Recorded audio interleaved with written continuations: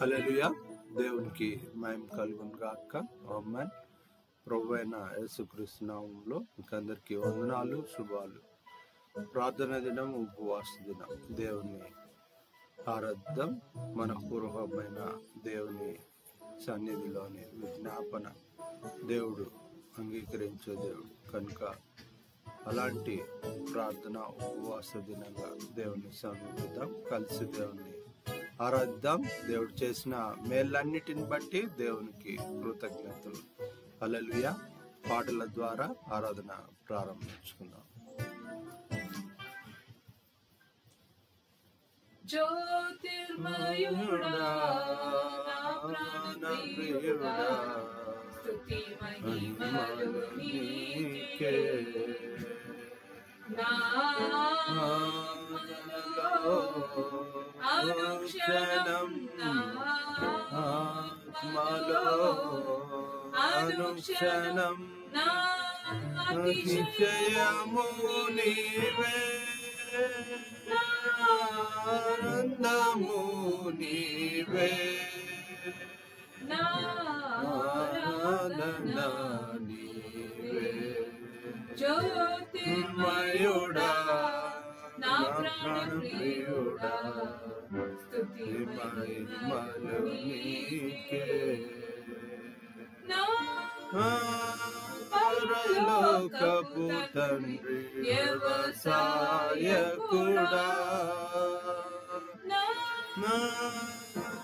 పరలోకపు తండ్రి వ్యవసాయకుడా,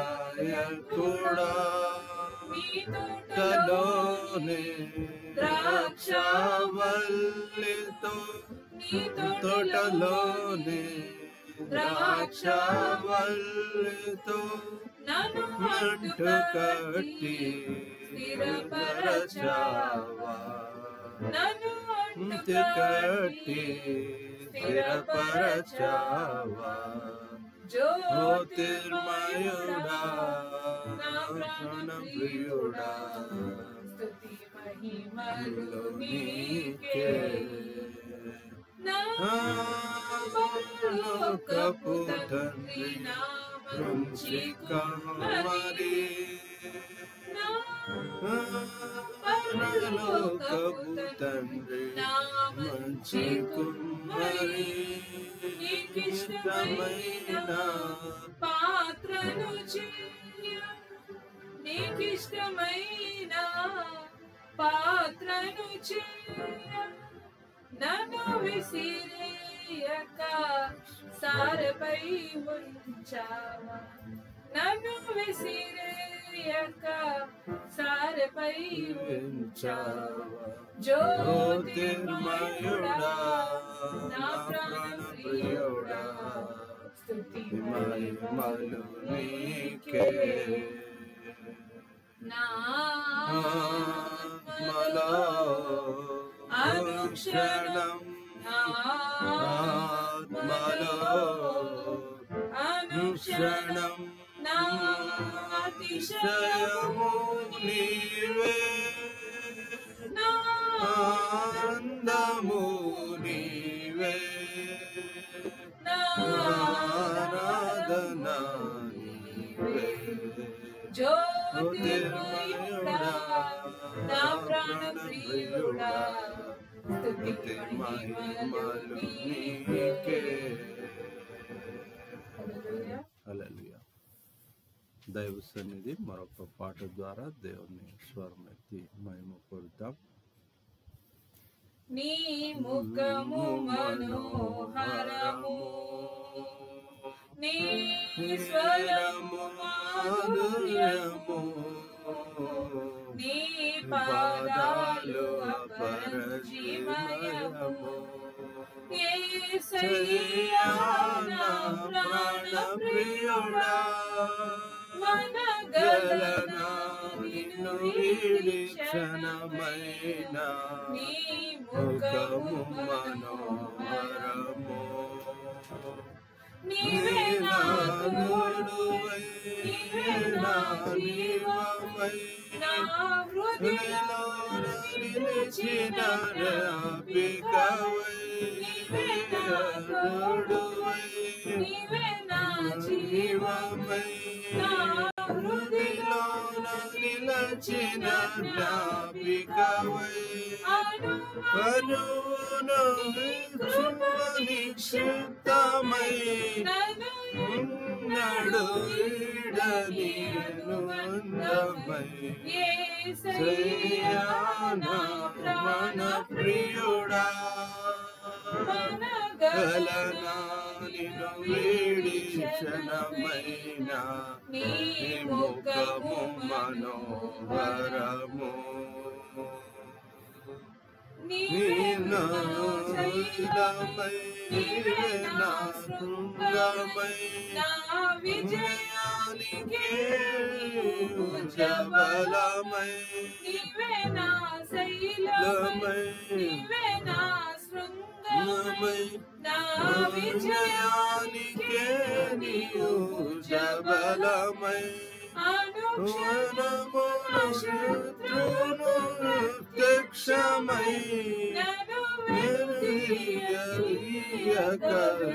తట్టినావు యేసయ్యా నా ప్రాణ ప్రియుడా గలనా నిన్ను వీడి క్షణమైన నీ ముఖము మనోహరము నీ స్వరము మాధుర్యము నీ పాదాలు అపరంజిమయము యేసయ్యా నా ప్రాణ ప్రియుడా గలనా నిన్ను వీడి క్షణమైన నీ ముఖము మనోహరము. హల్లెలూయా. దేవునికి మహిమ కలుగును గాక. దేవుడు మనతో మాట్లాడాలని ఆశపడుతున్న మాటలు పరిశుద్ధ గ్రంథం తీద్దాం. పాత నిబంధన గ్రంథం కీర్తన గ్రంథం 31వ కీర్తన 20వ వచనాన్ని చదువుకుందాం. Reverend G Persis Victor pastor గారు చదివి వినిపిస్తారు. నేటి ధ్యానం నిమిత్తము ఏర్పాటు చేయబడిన వాక్య భాగము కీర్తనలు 31వ కీర్తన 20వ వచనం. The scripture portion for this hour of meditation is from Psalm 31, 20th verse. మనుష్యుల కపటోపాయములు వారి నంటకుండా నీ సన్నిధి చాటున వారిని దాచుచున్నావు. వాక్కలహము మాన్పి వారిని గుడారములో దాచుచున్నావు. దేవుడు తన పరిశుద్ధ వాక్యము మన వెనుకలో దీవించి ఆశీర్వదించున్నాడు. ఆమేన్. ఆమేన్. తల్లొచ్చి కళ్ళు మూసుకున్నాం. పల్లవి వచనం పాట పాడుతుండగా మనల్ని మనం దేవునికి సమర్పించుకుందాం. వాక్యము జీవంగా ముద్రింపబడినట్లు ప్రభువా నన్ను నీ వాక్కు చేత నింపండి. వాక్యము జీవంగా ముద్రింపబడకుండా అడ్డుపడుతున్నది ప్రతిదీ దేవుని సన్నిధిలో అడ్డు ఆటంకము ఒప్పుకొని విడిచిపెట్టడము దేవుని చిత్తం కనుక ఏదైతే అడ్డుగా ఉందో దాన్ని దేవుని సన్నిధిలో తొలగింపబడటానికి సహాయం చే ప్రభువా అని దేవుని సమీపిద్దాం. పల్లవి వచనం పాట పాడుతుండగా గడిచిన దైవ సన్నిధి నుంచి దైవ సన్నిధి వరకు దేవుడు చేసిన మేలన్నిటిని బట్టి దేవునికి కృతజ్ఞతలు తెలియచేద్దాం. హల్లెలూయా. జుంటితేనే దారల కన్నా యేసు నామమే మధురం, యేసయ్య సన్నిధి మరువజాలను. జుంటితేనే దారల కన్నా యేసు నామమే మధురం, యేసయ్య సన్నిధి మరువజాలను. జీవిత కాలమంతా ఆనందించెదా, యేసయ్యనే ఆరాధించెదా. జీవిత కాలమంతా ఆనందించెదా, యేసయ్యనే ఆరాధించెదా. జుట్టితేనే దారల కన్నా యేసు నామమే మధురం యేసయ్య సన్నిధి మరువజాలను యేసయ్య నామమే బహు పూజనీయము నాపై దృష్టి నిలిపి సంతుష్టిగా నన్నుంచి యేసయ్య నామమే బహు పూజనీయము నాపై దృష్టి నిలిపి సంతుష్టిగా నన్నుంచి నన్నెంతగానో ప్రేమించి జీవజల పూటలతో జీవింపజేసెనే నన్నెంతగానో దీవించి జీవజల పూటలతో జీవింపజేసెనే జుట్టితేనే దారల యేసు నామమే మధురం యేసయ్య సన్నిధి మరువజాలను యేసయ్య నామమే బలమైన దుర్గము నా తోడై నిలిచి మముగా నన్ను దాచి యేసయ్య నామమే బలమైన దుర్గము నా తోడై నిలిచి మముగా నన్ను దాచి నన్నెంతగానో కరుణించి పవిత్ర లేఖనాలతో తేజింపజేసెనే నన్నెంతగానో కరుణించి పవిత్ర లేఖనాలతో తేజింపజేసెనే జుట్టితేనే దారల కన్నా యేసు నామమే మధురం యేసయ్య సన్నిధి మరువజాలను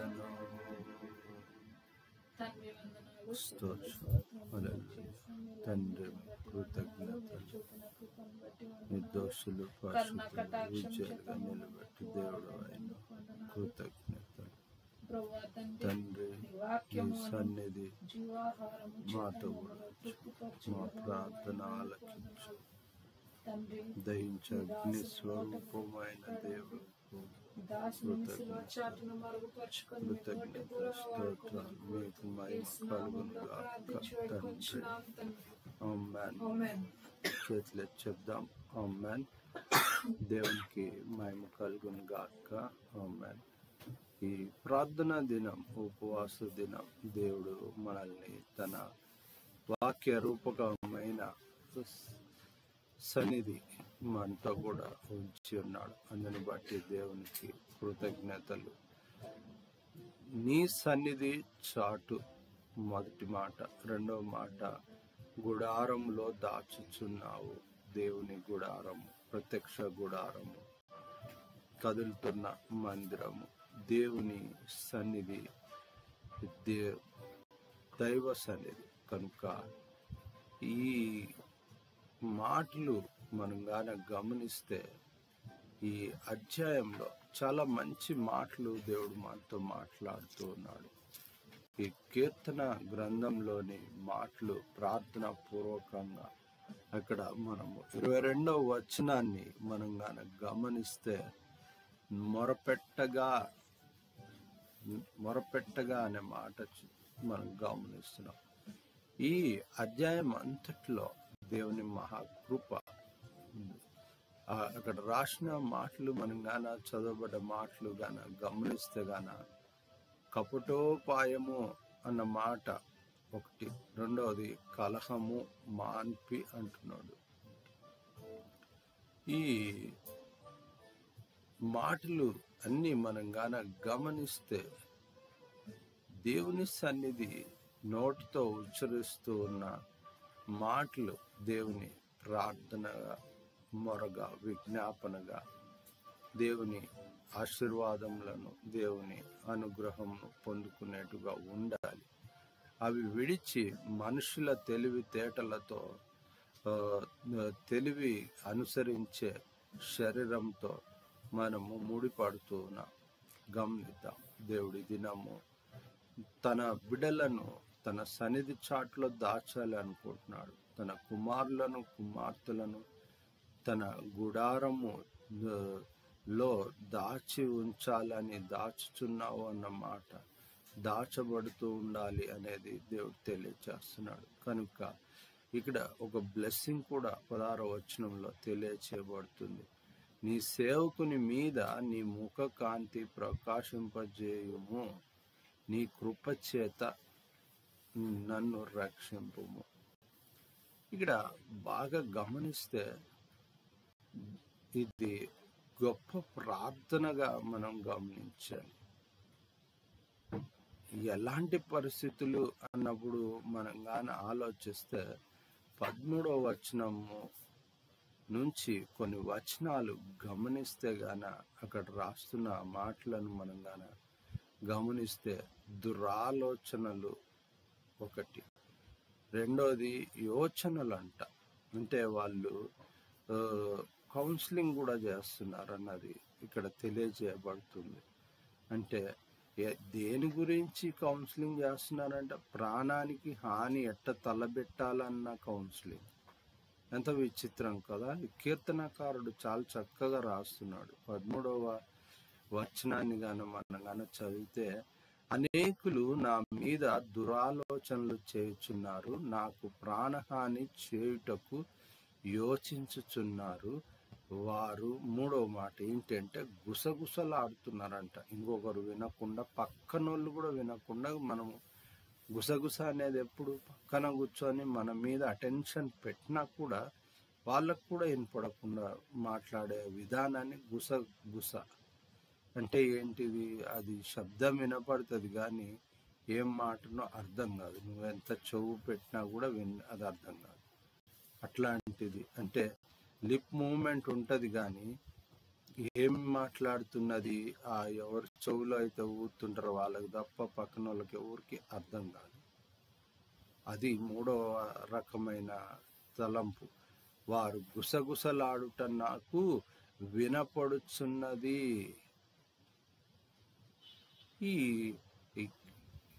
ఈ కాంటెక్స్ట్ మొత్తం గాన గమనిస్తే గాన అక్కడ రాస్తున్న మాట నలుదిశలా అంటున్నాడు. అంటే చుట్టుముట్టు దురాలోచన, దుర్మార్గత, పాపము, శత్రు భయము. అందుకే 15వ వచనంలో ఒక మాట రాయబడుతుంది. 15వ వచనం గాన గమనిస్తే గాన నా కాలగతులు నీ వశంలో నున్నవి.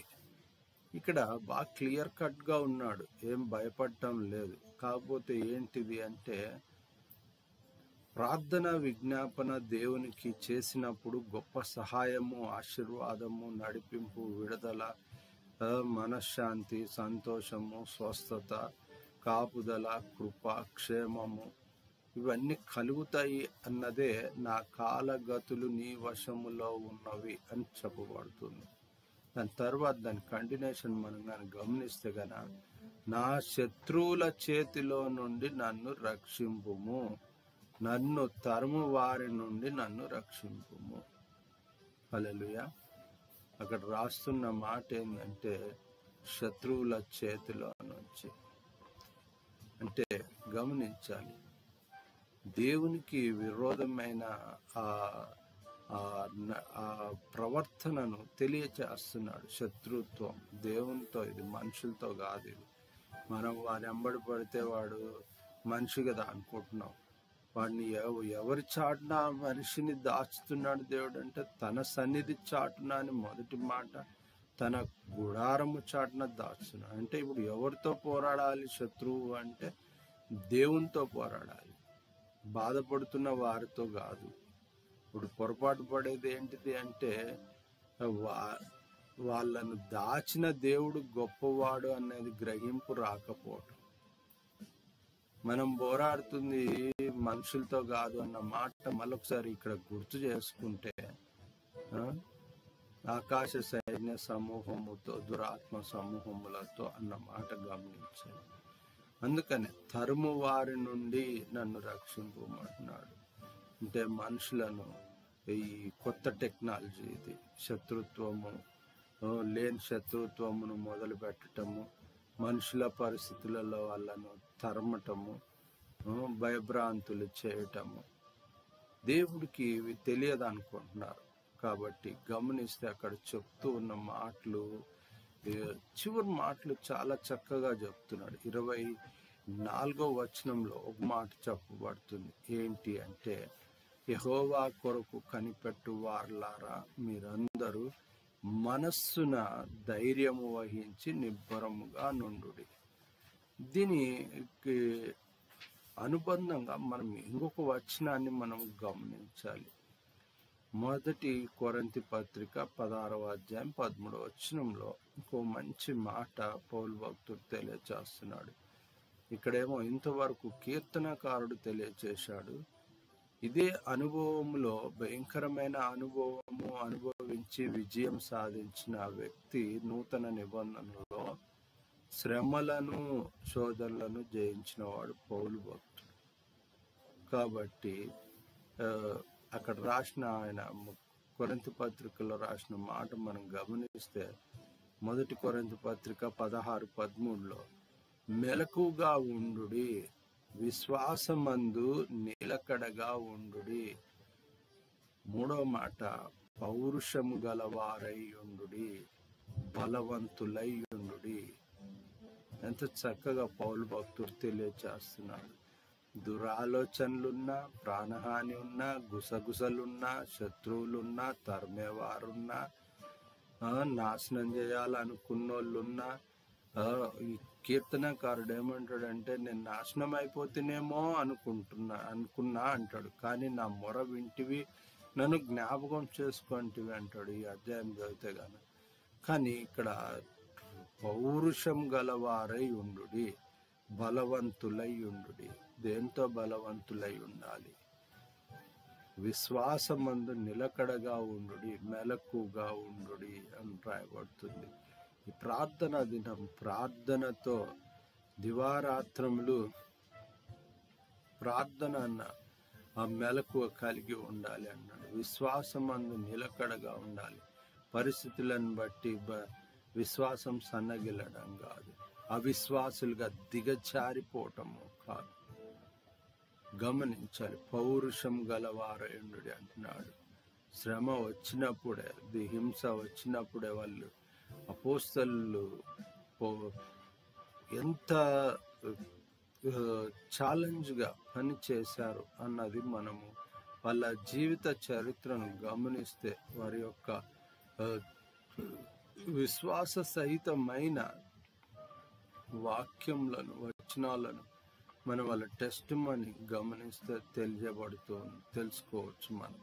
కాబట్టి అక్కడ రాసిన పౌరుషం గలవారై ఉండుడి అంటున్నాడు. పౌలు చెప్తున్న మాట బలవంతులై ఉండుడి కూడా చెప్తున్నాడు. పౌరుషం గలవారై ఉండుడి అన్నాడు.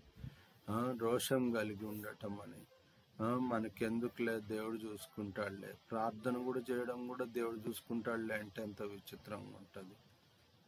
మోకాళ్ళు వేసి దేవుని మొరపెట్టేది కూడా దేవుడు చూసుకుంటాడులే అంటే ఎట్లా? నువ్వు మటుకు నీ పనులలో ఉండిపోయి, ప్రార్థన మర్చిపోయి, వాక్య ధ్యానం మర్చిపోయి, అవి కూడా దేవుడు చూసుకుంటాడులే, మనకు సంబంధం లేదులే అన్నట్టు. అందుకే అక్కడ రాస్తున్న మాట ఏంటంటే, మెలకుగా ఉండాలి, పౌరుషం కలిగి ఉండాలి. నువ్వు ఎంత దేవుని సన్నిధి ఆ దినం కీర్తనకారునితో ఉందో, నూతన నిబంధనలో పౌలుతో ఉంటుందో, అపోస్తులతో ఉంటుందో, శిష్యులతో ఉంటుందో, ఈ దినము మనతో కూడా ఉంటుంది. రాబోయే తరముతో కూడా, తరాలన్నిటితో కూడా ఉంటాయి. అది గ్యారంటీ. అది గమనించాలి దేవుడు. అందుకనే నీ ముఖ కాంతి అన్న మాట మనం కానీ గమనిస్తే, అక్కడ నీ సేవకుని మీద ప్రకాశింపచేయము, నీ కృప చేతనే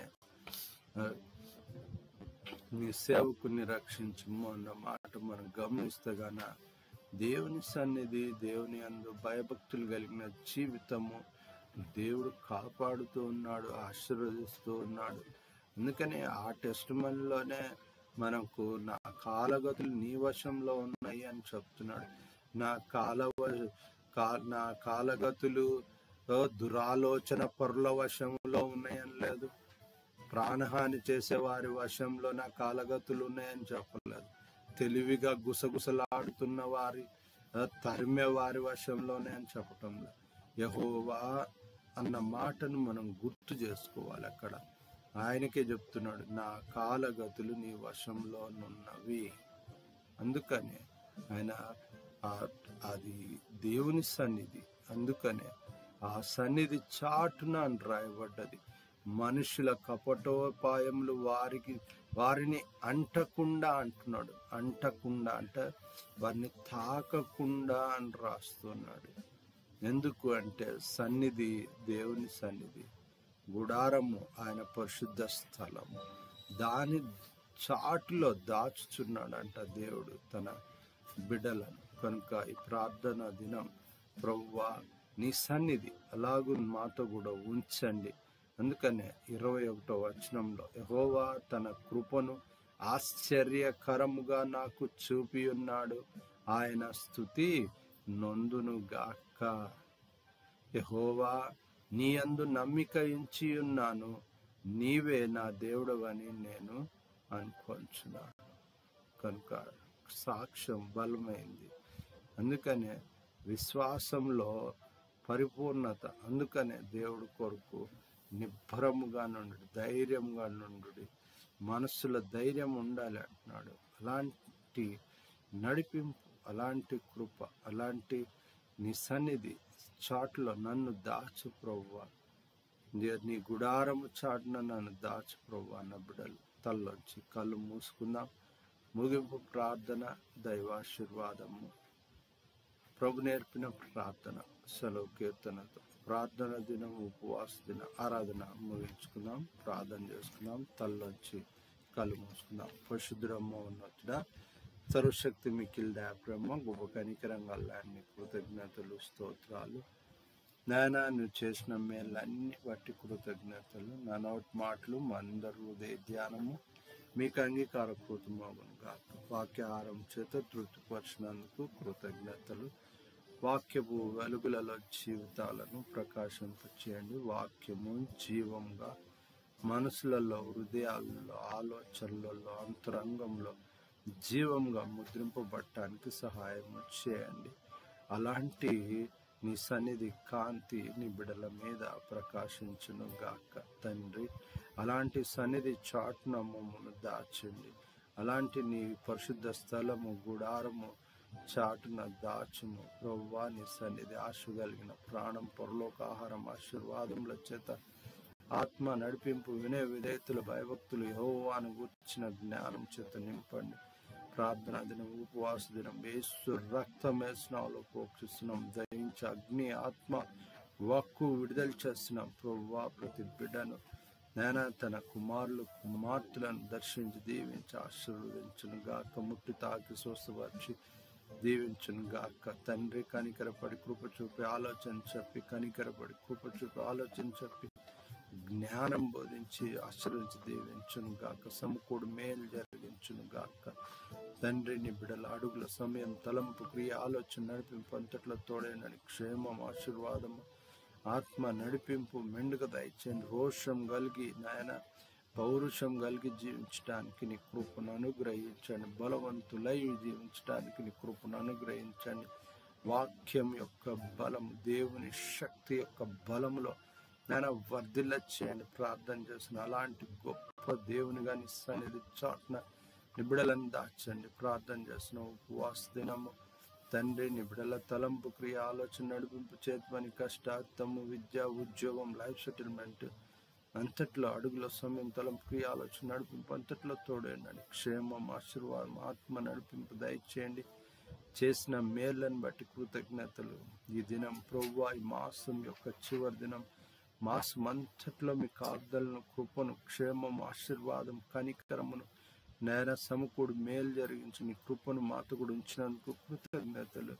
నేను రేపటి నుంచి మరొక మాసంలో ప్రవేశింపచేస్తున్నందుకు కృతజ్ఞతలు. చేసిన మేళ్ళన్నిటిని బట్టి కృతజ్ఞతలు తండ్రి. రేపటి నుంచి మళ్ళీ అకాడమిక్ ఇయర్ ప్రారంభింపబడుతుండగా నీ సన్నిధి కాంతిని బిడలపైన నాయన విద్య, ఉద్యోగము, చేతి పని, కష్టార్థము, తలంపు, క్రియ, ఆలోచన, నడిపింపు, పని సంవత్సరం ప్రారంభింపబడుతుండగా నీ కృపను దయచేయండి. శక్తి, బలము, ఆరోగ్యం, ఆయుష్, ఆత్మ నడిపింపు, వినయ విధేయతలు, భయభక్తులు, యెహోవాను గూర్చిన జ్ఞానము నడిపింపు, ఆశీర్వాదం మెండుకు దయచేయండి. కన్నీళ్లు కారుస్తున్న బిడ్డలను, దుఃఖపడుతున్న బిడ్డలను, బాధపడుతున్న బిడ్డలను, మాకు దిక్కెవరు అంటున్న బిడ్డలను మీరు దర్శించండి ప్రభువా. ప్రార్థన దాటిపోని దేవుడు, కన్నీళ్లు దాటిపోని దేవుడు ప్రభువా.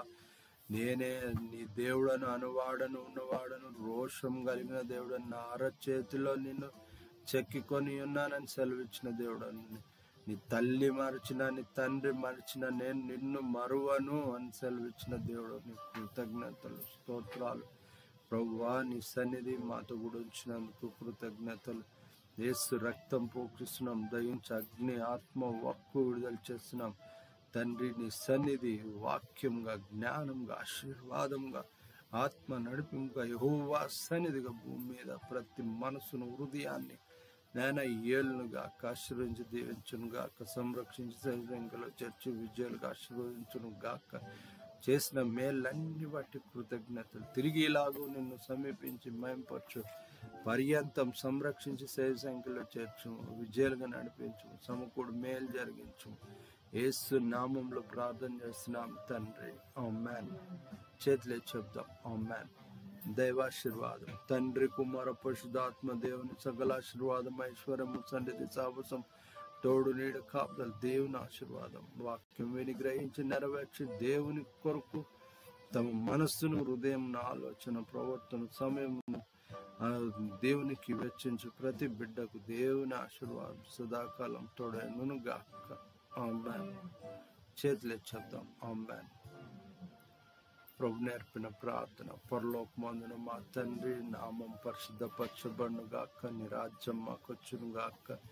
నీ చిత్తం పరలోకమందు నెరవేరినట్టు భూమి అందు నెరవేరును గాక. నేడు మాకు కావాల్సిన ఆహారం మా దయచేయండి. మా రుణస్తులను మేము క్షమించిన ప్రకారం మా రుణం క్షమించు. మా శోధనలో తప్పించు. ఎందుకంటే రాజ్యం, బలం, మహిమ నిరంతరం నీవన్నావు తండ్రి, ఆమేన్. చేతులే చెప్దాం, ఆమేన్. సెలవు కీర్తనతో ప్రార్థన దినం యొక్క ఆరాధన ముగించుకుందాం. ఆశీర్వాదము మా మీద వర్షింపచేయుమిషా, ఆశతో నమ్మియున్నాము నీ సత్య వాగ్దాతము. మీద కృమరించుము దేవా, క్రమర ప్రేమ వర్షంబు కృమరించుము దేవా. ఆమేన్.